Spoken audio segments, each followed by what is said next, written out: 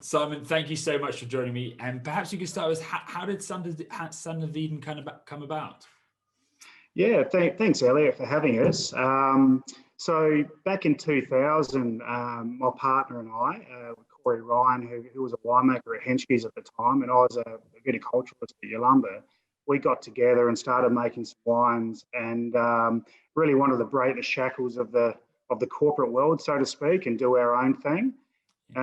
Because we cut our teeth in the vineyards and cellars of Eden Valley, we named ourselves Sons of Eden, and went on to make sort of wines specifically from Eden Valley, but also from Barossa Valley, because those two regions are encompassed by the Barossa as such. Eden Valley's the high country, and Barossa Valley's the warmer sort of valley floor closer to the sea. So we just really embarked on trying to make really interesting wines that we'd want to drink from Eden Valley and Barossa Valley. So that's how it all started. A bit of fun. After about 3 or 5 years, it got a little bit more serious, but that was good. That's what we wanted, obviously, and it's just grown steadily from there on. Brilliant. And how did you come to work with the grape? I mean, obviously being in Eden Valley and Barossa as a whole, the grape varieties are pretty well set, but how did you pick the varieties that you wanted to work with, and then the styles that you decided eventually to make in the range?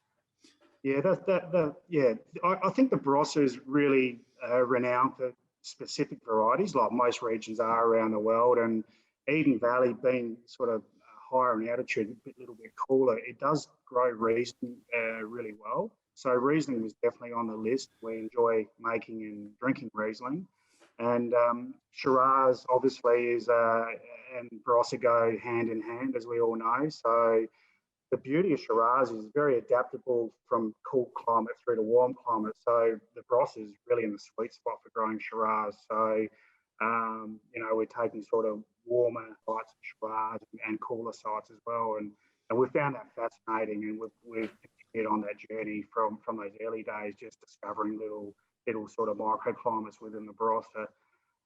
But also, I guess, from the Barossa Valley, Grenache, Mourvedre, those classic sort of southern Rhone varietals, we do quite well. And we've got a really great resource of it as well. So it would seem crazy not to really explore what those varieties can do. So that's sort of, we focus on what the Barossa can do to a world standard, essentially.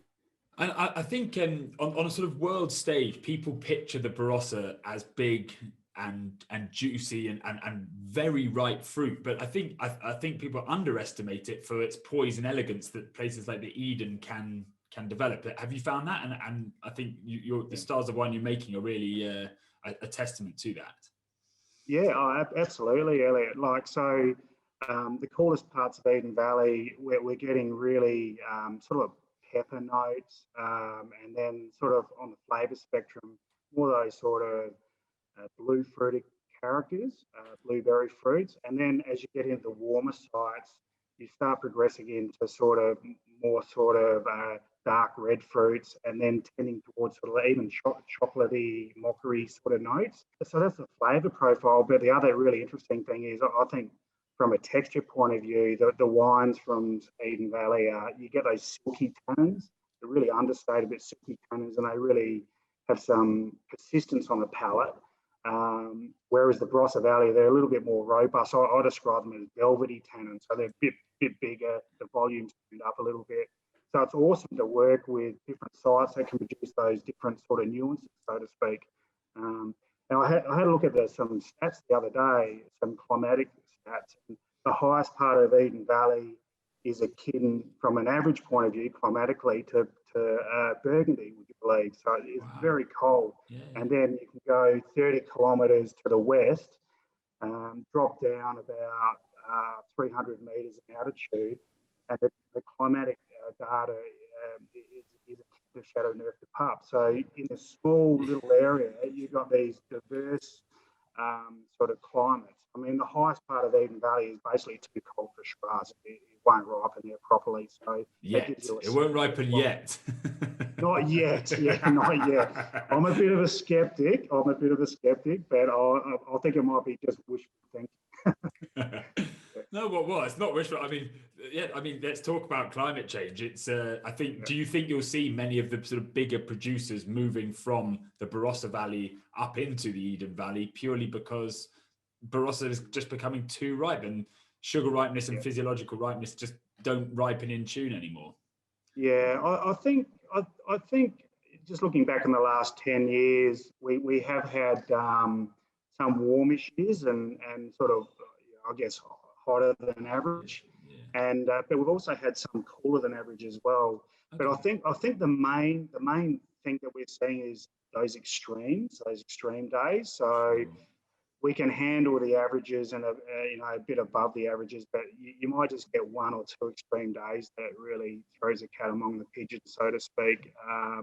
But to answer your question, there's a lot more interest in the Eden where it is cooler, but people are managing their vineyards quite well in the Barossa Valley as well, just with canopy management and how they sort of, I guess, farm the particular vineyards, just wanting a little bit more leaf cover on the bunches and just making sure that they're in a happy place for a bit longer. So there are ways around it, but I think it's pretty obvious there is a trend that our vintages are getting a little bit earlier.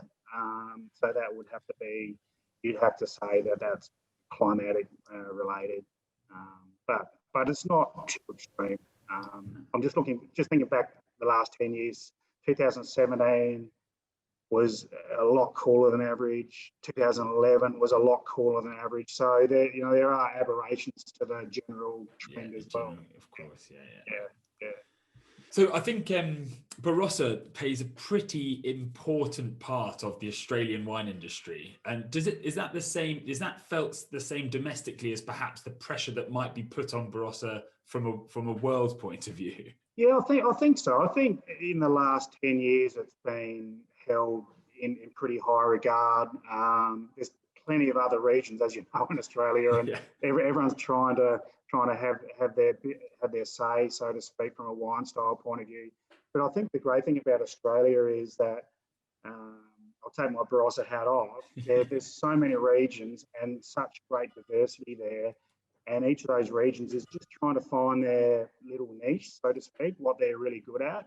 And I think the Barossa's had a bit of a head start in that sense. So we know we're good at Shiraz, Grenache, Riesling from Eden Valley. We can do the GSM blends really well.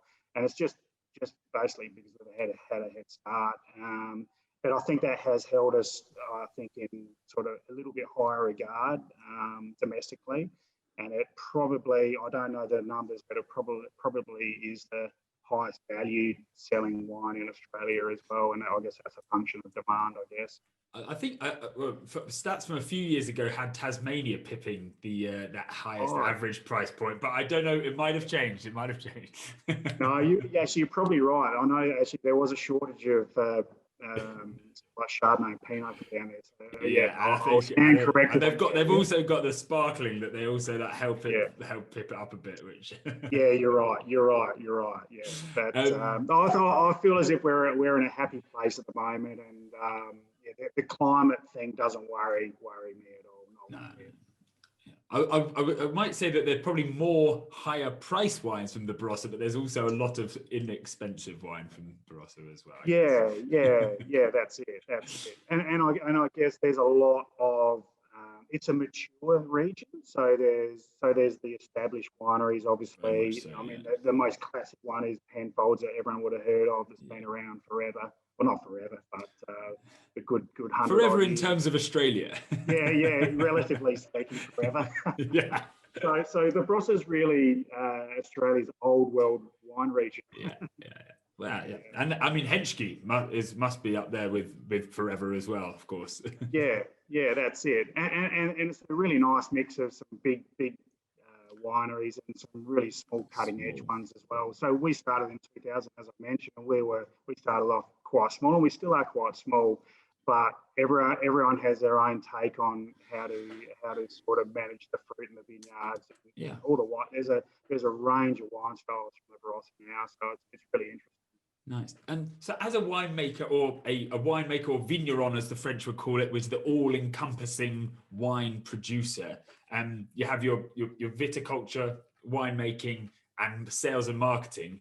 how do you and Corey manage that between the three of you, and which do the two of you most enjoy together? Yeah, that's a really good question. It's a real mishmash. Sorry, we do a lot of things in conjunction with each other, Sure. and really, I guess I've sort of, I guess, lent towards the vineyard a little bit more because that is my classical training, and Sure. Corey's sort of gone more towards the winemaking. But there's a meeting of minds. There's no ego involved. All we want to do is get better and make good wine. So he'll be in the vineyard from time to time, and I'll definitely be in the winery as well. And then when we come to blend the wines, that's a really fascinating time because Yeah. we can share our experiences from the vineyard, from the winery. During a vintage, for instance, we'll do 120 different ferments, all small batch, sort of 2 tons to up to 4 tons would be the maximum. Even actually Still down to half a small. ton Yeah. sometimes. Yeah, really small. So, and then we'll mix it up in the winery as well. There'll be some with different percentages of whole bunch, natural ferments, extended sort of skin soaking. There's a whole different range of things to do in the winery, but it's fascinating when we line them up because we keep them separate all the way through to final blending. So that could Yeah. be 20 months after it goes to oak. So Yeah. when we line them up, it's fascinating to really taste them, and you can really sense what the site has given that particular wine, but also what we've done in the winery. And by both being intimately involved in both of those processes, we can sort of bounce off each other quite a bit and help each other sort of understand what's going on. And I guess the other thing that we find is, between us now, we've nearly done 50 vintages of within the Barossa. Wow. Yeah. So there's a bit of knowledge there now, and it's sort of like a library that you're always building on, and you just need to keep your wits about you and have a good memory. Yeah, well, I think exactly. A good memory. Yeah, remember what was which was this year like? Which one? What did we do back then? Well, I think working as a duo is fantastic. It doubles the number of iterations that you have, and it doubles your memory.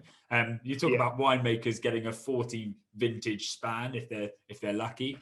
So I guess doubling up makes perfect sense. But I think your philosophy in the sense that there is a joint philosophy and very much a collaborative philosophy comes through in your wines, because I think harmony has got to be one of the calling cards for a lot of your wines. And I think that certainly comes through to say that you're working well together.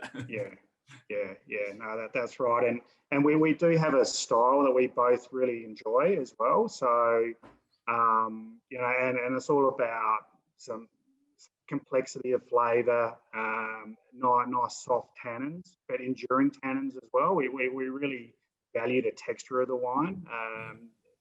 A lot of people will chase flavours and aromatics and intensity, but for us, it's about that texture of the wine as well, which is super important to us. Yeah, no, the balance is certainly, I would say that balance, harmoniousness is definitely a calling card. So I love that. And so with all these little ferments so many different ferments, perhaps that end up going into the same wine, it must be quite easy to be tempted into non-commerciality and think, let's bottle that as a single wine. Let's bottle that as a single wine. And so does that ever happen? Oh, well, if you get a spare 5 minutes, check our website. We've got 3 single vineyard wines. It grew from one idea, doing one years ago. Now we've had another 2, and I know we've got another one that we've bottled. We just haven't got around to getting a label done for it. So it does happen, definitely. And I guess we love making new wines and creating new wines and that are unique. But I guess from a business perspective, it's not super smart, but who cares? We're here to make good wine. Yeah. But I think from obviously the pinnacle for me and the sort of overriding 2 wines of Romulus and Remus being the fact that it shows a perfect similar winemaking philosophy between the two, but really it shows what the Barossa can do, what the Barossa Valley can do, and what Eden Valley can do. I think will they always remain the sort of stalwarts, let's say, of the range? That's right. Right from day one in 2000, that we had a clear idea that we wanted to really showcase what the Barossa can do, like from the cooler section and the warmer section. So the cooler section being Eden Valley and the warmer section being Barossa Valley. So, and our mission was to create the best possible example of Shiraz from Eden Valley and Barossa Valley. So that mission started in 2000, and here we are now, about to enter into vintage 2021, and we're still going with it. But it's a no compromise philosophy as well. So if any parcels don't come up to the Romulus Remus benchmark, then we just won't make them.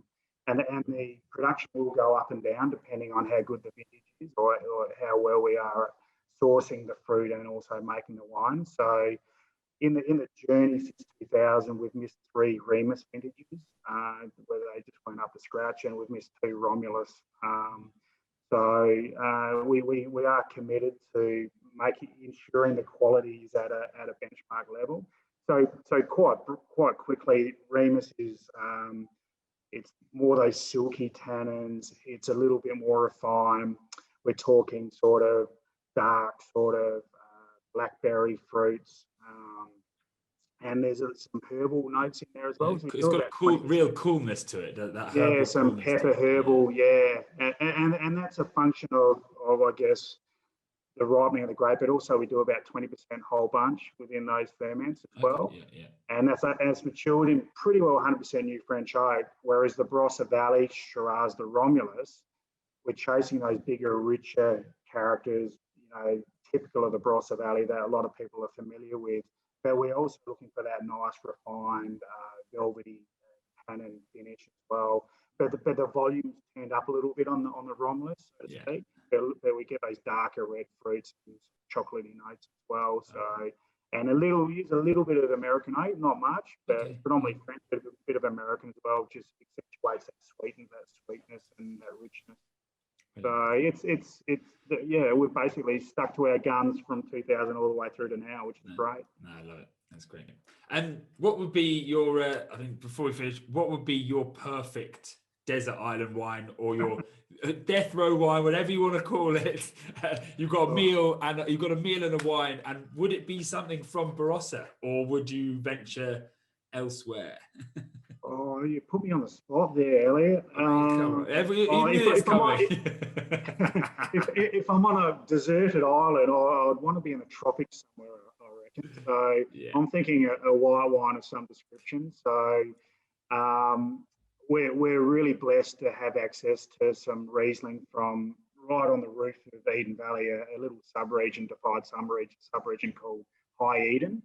And that wine's called Cirrus. And our first one we ever made was 2015, and I had one the other day. It was just looking unbelievable. So I reckon I'd grab a bottle of that if I could get some ice or something to cool it down. I think I'll try to catch myself a fish or something as well. And a little bit of yellowtail sashimi or something like that would be perfect. Something like that, I reckon. So I could only dream, I guess. Brilliant. Simon, thank you so much for chatting. It's been an absolute pleasure as always. Brilliant. Thanks so much, Elliot. Awesome, mate. Great to see you. And you, mate. Catch you, mate.